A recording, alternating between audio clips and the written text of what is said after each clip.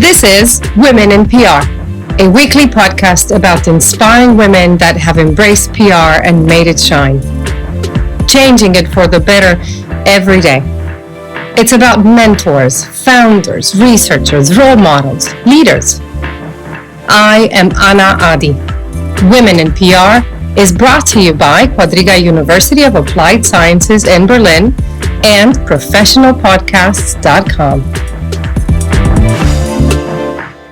PR girls, PR bunnies, PR Mäuse.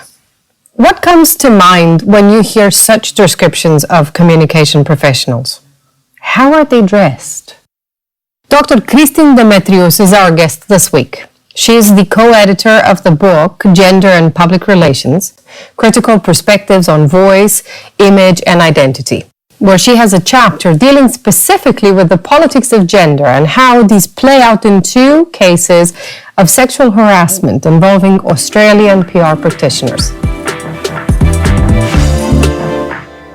Kristin, thank you very much for making time for me today and welcome to the show. Thank you, Anna. Well, in talking about gender, power, and public relations, you reflected in a book chapter you published recently about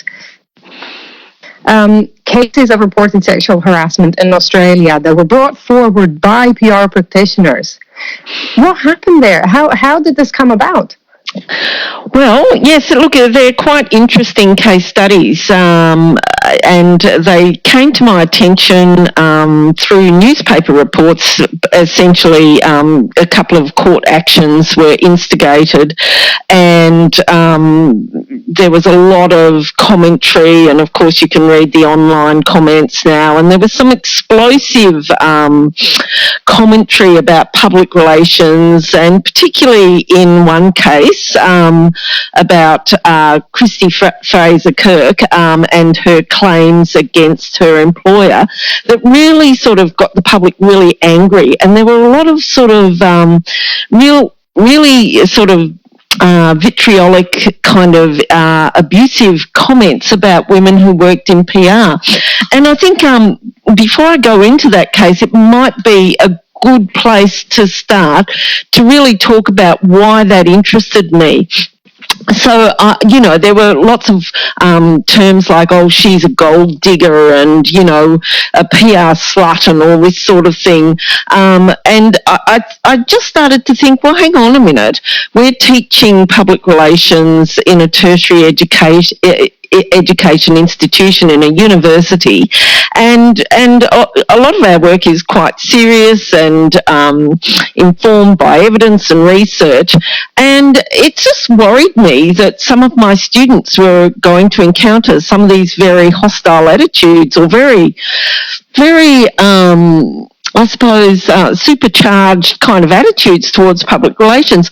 So there's a couple of things that sort of played into my interest in this area.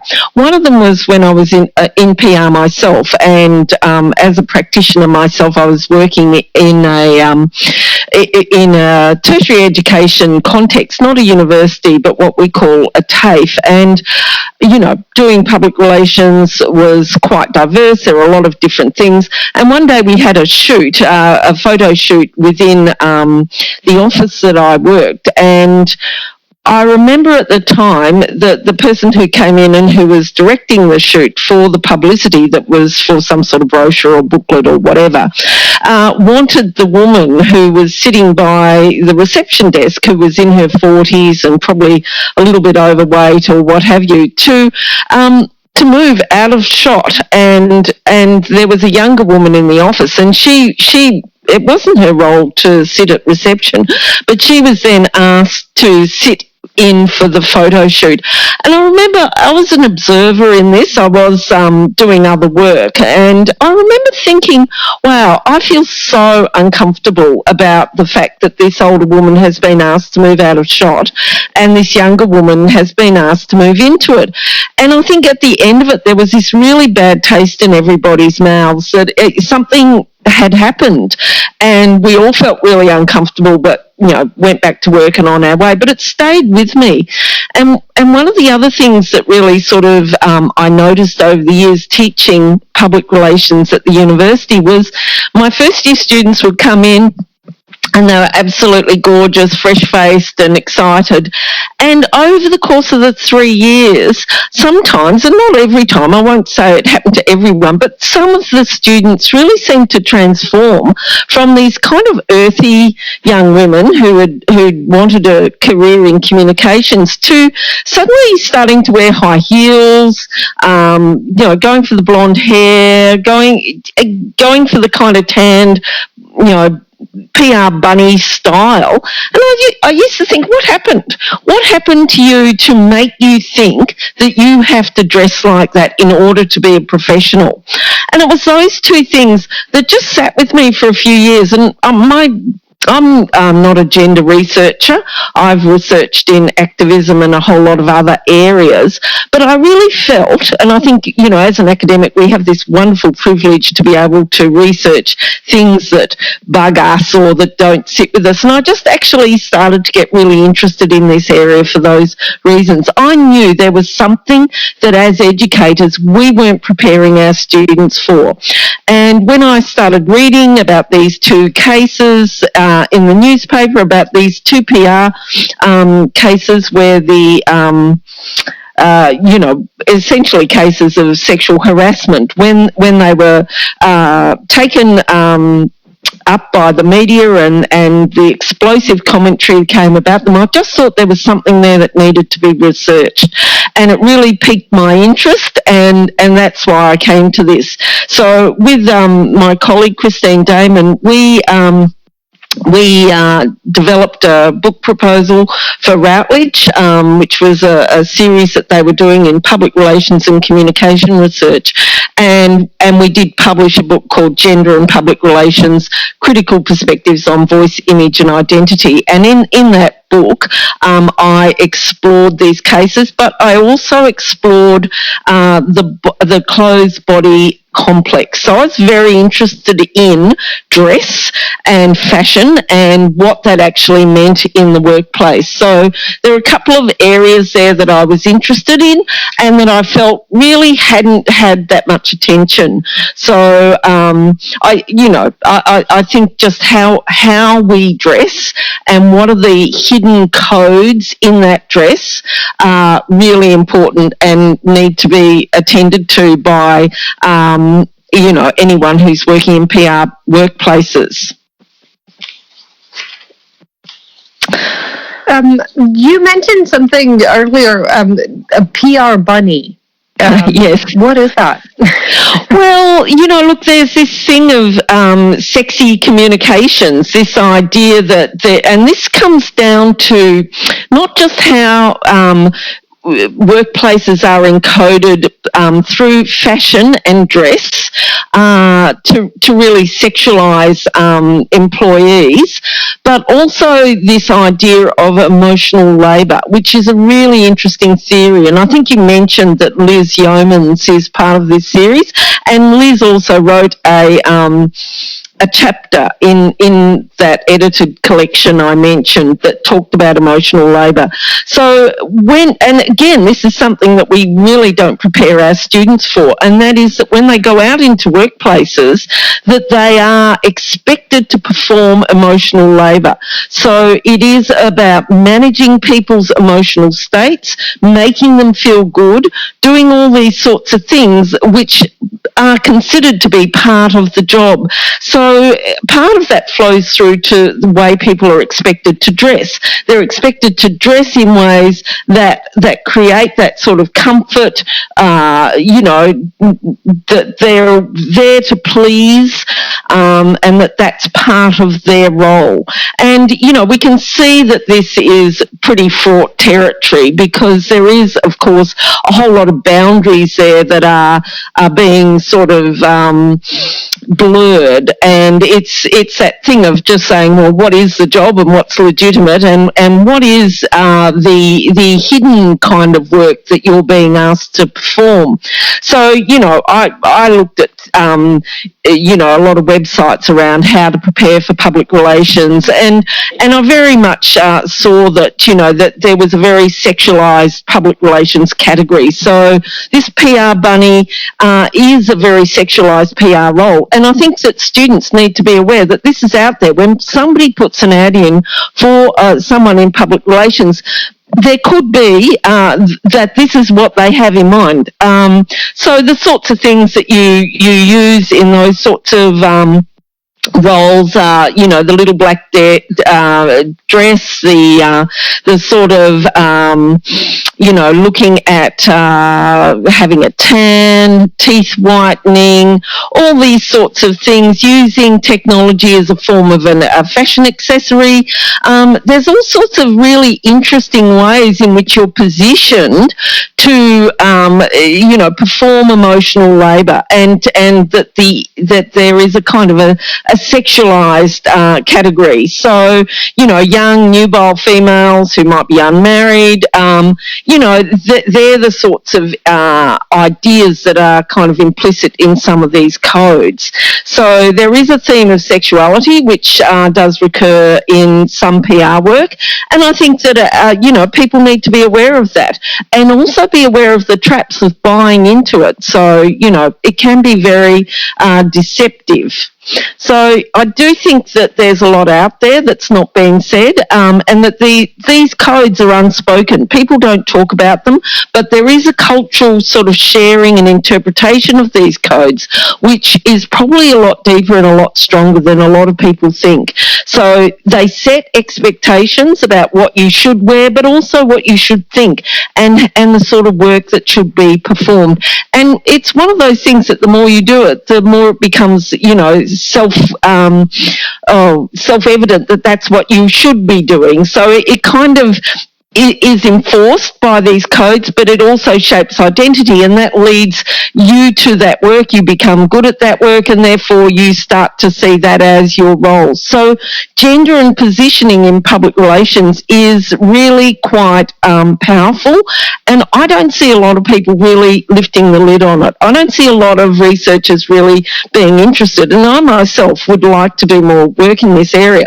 But I really felt, just as I said, that kind of incident in my workplace, and that experience of watching students almost transform into something which I'm just sort of thinking, why are you doing that? Why are you bleaching your hair? Why are you sort of tottering around on high heels? What is it that made you think that you have to do that in order to work in PR? And those were the questions that I wanted to have answered. Now, in this book chapter that we're talking about, you basically question whether the constitution of gender has affected relations of power, and you've just mentioned that.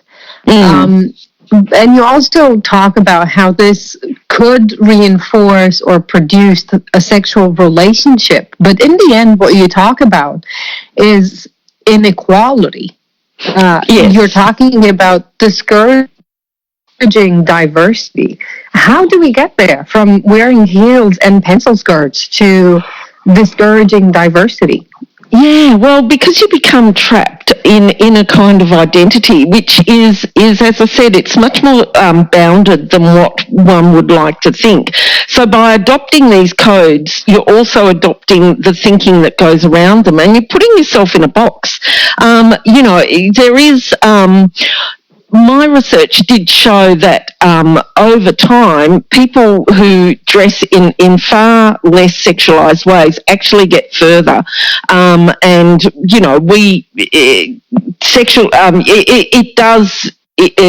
It does actually sort of circumscribe the roles that you can take on and the sort of expectations that people have of you. So these sorts of things anticipate certain behaviours and work, and they direct you in quite narrow ways. So by being more sort of, rejecting some of those dress codes, fashion codes, you open up yourself to different forms of work and hence more opportunity. Now, you also mentioned in your chapter another researcher, Setsura is her name, who talks about portrayals of practitioners focusing on ethically questionable roles, and you link her research to this thesis of yours of sexualized relationships of inequality. Can you tell me a little bit more about how her research links into what you're doing, and what was it that she found out? Well, Katerina Tetsura has done some great work, and I found it very interesting. And I think she touches on a few things that I think could definitely have open up new research directions. But she looked at gender again in a similar way to understand the social relations, and she was particularly interested in Eastern Europe and the Middle East and Africa. So her research discussed the notion of a real job, quote unquote, and a woman's job to help explain how professional gender-defined contexts influence practitioner perceptions of public relations. So in particular, she was very interested in perceptions of public relations and the idea that people think that PR work is easy. So if you work in public relations, her interviewees said it was often perceived as an easy, soft type of profession, and that it's really a job for young and pretty stupid girls representing the company and showing up in the right places. And again, this similar thing that we talked about this dress constraining identity, that people are sort of circulating at parties and performing this emotional labour. So she'd done some interviews, and her findings I thought were very interesting. The people's perceptions of workplaces were that men work in political public relations, whereas women are more suited to corporate public relations. So there was this sort of soft and hard kind of dichotomy in PR work, and the men sort of were more suited to the political stuff. So again, we can start to see how there are real sort of pathways that are already quite defined, and it would be naive to think that all of us don't get caught up in those at some time. So I think that Katerina's work is really quite fascinating, and it does open up some excellent research lines. But one of the things that she really interested me about her work was the idea that the extent to which public relations workplaces can be sexualized can be an indicator of ethics and ethical behaviours in organisational cultures. So, she talked about young female practitioners who are asked to undertake ethically dubious work in some technical roles in political consulting agencies. And, there is this link between these two ideas of sexualised workplaces and ethics. So, look, I think more work needs to be done on that. But the idea is very interesting, and we need to be on the lookout and see whether or not that is the case. So, the take-home message from that is a highly sexualised workplace an indicator of the ethical organisational behaviour within that? I think there's more work to be done on that, but it's a really interesting idea. Can you give me a little example of these ethically questionable roles? I mean, what would it be ethically questionable in a public? Well, I think she was citing employees who were required to write blackmail reports about political candidates, or supervised tabloids that were sponsored by single candidate sort of biases and things like that. So they were some of the things that she talked about. But I guess it is one of the case studies in my book, or in the chapter in the gender book, which probably does demonstrate that.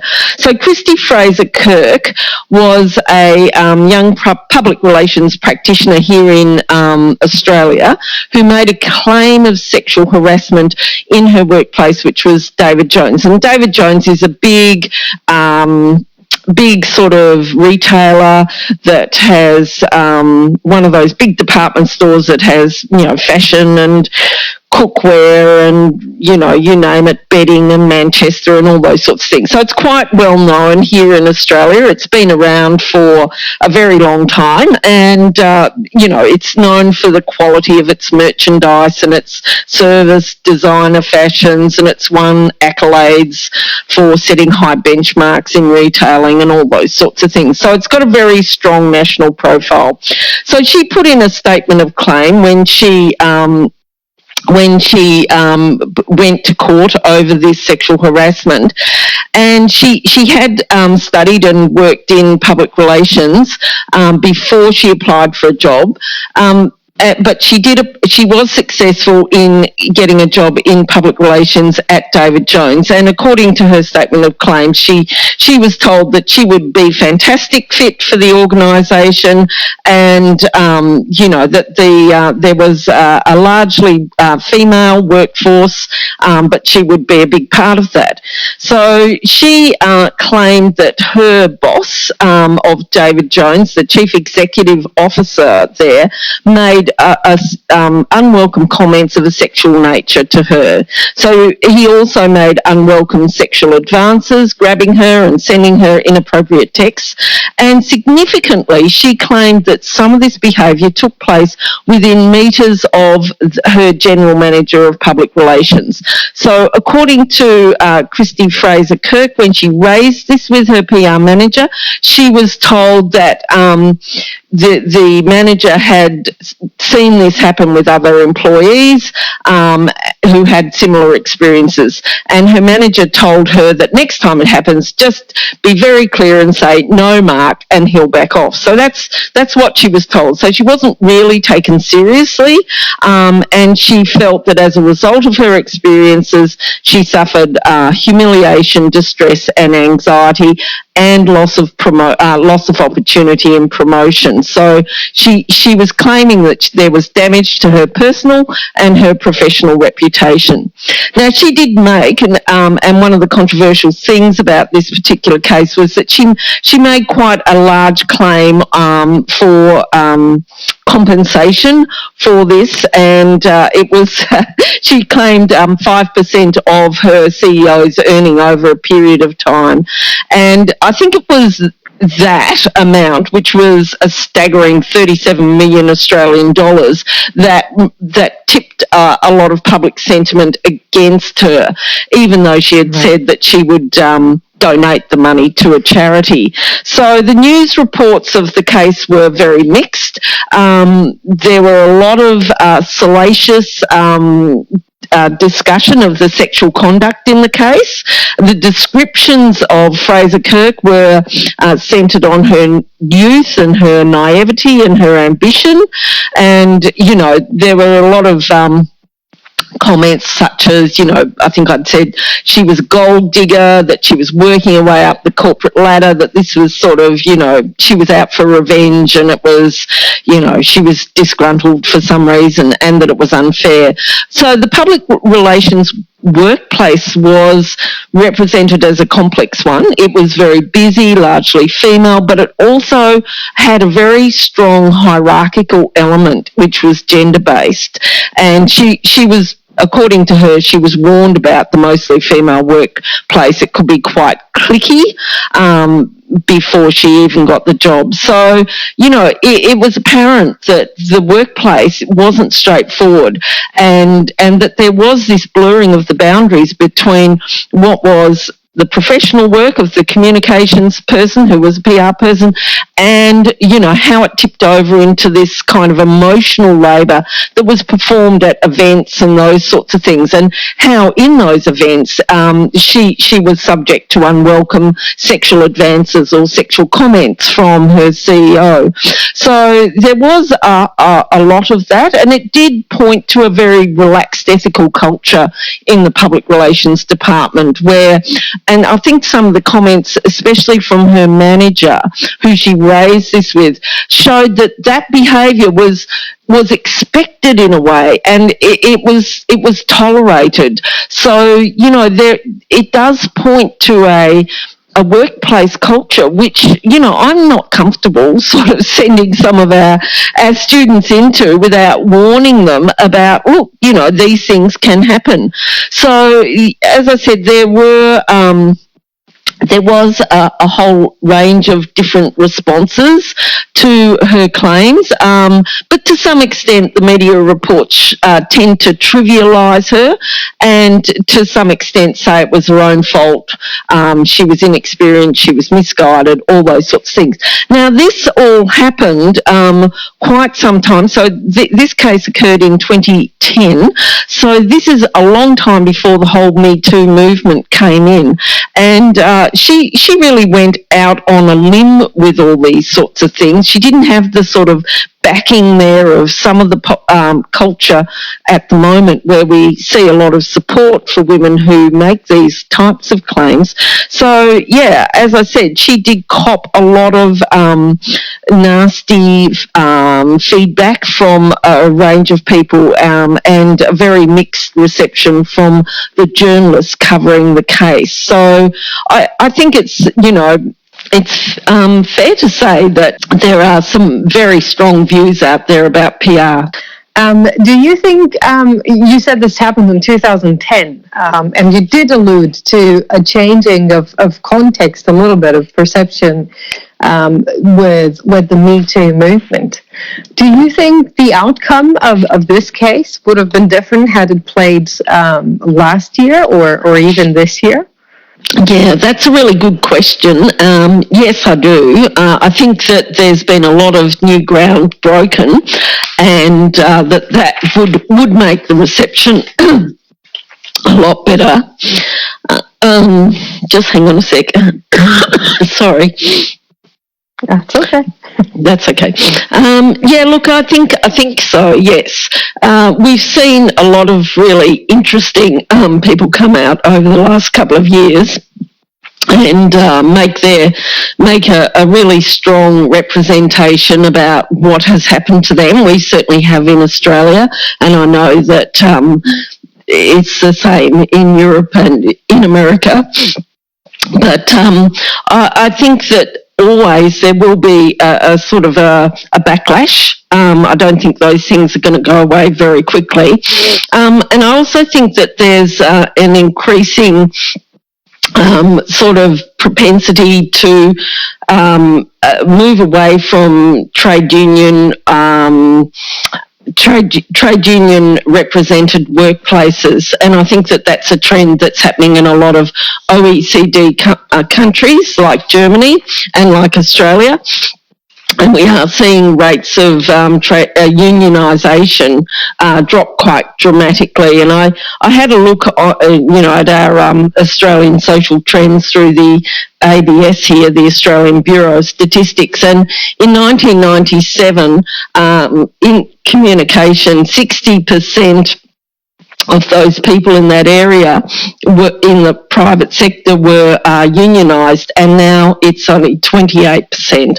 So there is a decline in unionisation, and I think that's something which is opening up more workplaces to exploitation. Now, you're saying that the lack of activism, because unions in a sense are an imposing force and an activist force working on behalf of the workers, and are you saying that the lack of unions and so activism within the industry makes it more prone to discouraging diversity makes it more prone to be badly prepared to deal with cases of harassment and abuse? I think so, particularly in the communication industries, because they've always had low unionisation rates. I mean, there's just no question about it. I mean, most of the PR jobs are in the private sector rather than the public sector. And, there's for one thing, there's lower rates of unionisation in the private sector anyway. But in those particular professions, they're not highly unionised at all. So I do think that plays a part, because in very simple terms, if something happens to you, where do you go? What do you do? How do you make a complaint? And unions are very good at working with management to set up structures for complaints and all those sorts of things. But if you are in a non-unionised workplace, then, often those things haven't been put there. So I do think communication and entertainment industries are one of the last bastions of really low unionised workplaces where you see a lot of this stuff happening, because there aren't the sort of cultures there that exist to support that. There aren't the structures to make a complaint about sexual harassment and those sorts of things. So, look, if you were in a public relations role in a government organisation, you'd be fine. But if you were in the corporate sector or in a consultancy where there's very low trade union presence, then I think it's much harder, and that's where most of the jobs are. So, in public relations and when we're talking about ethics, we are talking about a self-policing kind of industry association. So, they tend to, you're either a member of the, public relations association, whatever that may be in your particular country, and they will have ethical codes, but, they're very much self-policing. They're not... and they're not overly enforced either. So you don't see a lot of organisations being sort of brought to account for what's happened. And I think that's it's quite clear in many ways that ethics, whilst they talk about it and they have ethical codes of practice and all those sorts of things, in practice you just don't see a lot of activity in that space. So how do we move on from here? I mean, there are two sort of questions in a sense. How do we teach younger generations to make PR better, to move away from this PR bunny portrayal and understanding of the profession, and how or what do we have to do now for those of us who are in the profession to avoid these issues to perpetuate and grow? Yeah, look, I don't profess to have the answers, but I do think that we need to start thinking about, looking at the closed body complex as a text. It tells you something. So, there's, you might think twice before you put on those killer heels or feel the need to go and get a tan just to go into your workplace. What is that telling you? And I think, if we can create awareness and an understanding of how gender can be linked to inequality, then I think that, we've at least made a start. So, look, the world can be very frightening and alienating when you're out on your own. Here in universities, we're trying to sort of think of all ways we can prepare as students for a really rich and career where they have opportunity, and there's a range of ways in which they can move. But some of these invisible prisons will entrap them. And I think at least if you can recognise that this is what's happening, then you don't feel so bad. I guess we have to accept that, that diversity and acceptance of more open sort of dress codes and the sort of mechanisms for making complaints, if we can start to build those sorts of things into workplaces, then I think we can really start to make some ground. But I don't think there's any magic wand. I just think, look, just be careful, and also just look out for the warning signs. And, you know, if you can look at some of those things that we talked about, the link between sexualized workplace and ethics, the pressure that you might feel to dress a certain way, what is that telling you about that workplace? And is that workplace for you? Because, you know, you want a good career that's not going to end when you're 40. You want to have that longevity in your career, and you won't be able to do that if you focus on your appearance and, you know, and all those sorts of things. It's the engagement with the substance of the roles, the communication roles, and getting really involved in those sorts of things that's going to provide you with the ticket to a promotion, not getting around in high heels or shaking people's hands at an event or, you know, serving them a drink. That's going to have limited value for you. And I think if we can tell our students just to beware under those circumstances, then we might start, you know, raising the bar. All right. Thank you, Kristin, for your time, and thank you for joining the show. Thanks, Anna. It's a pleasure. And that's it for this week's edition of Women in PR. Next week, we'll go back to England and we'll speak about technology and ethics and about PR's contribution to improving society. Rachel Royal is the Communication Director at IBM's UK Healthcare and Life Sciences Division, and she'll be joining us then. Do join us. Women in PR is brought to you by Quadriga University of Applied Sciences in Berlin and professionalpodcast.com. To learn more about the show and my guests, do check out the show notes. And if you liked it, by all means, share it. If you have comments and suggestions, find me on Twitter and LinkedIn. My biggest thanks go to Migo Feke and Regina Krana, my team at professionalpodcast.com. Without them, this podcast wouldn't be here now. I am Anna Adi. Thank you for listening.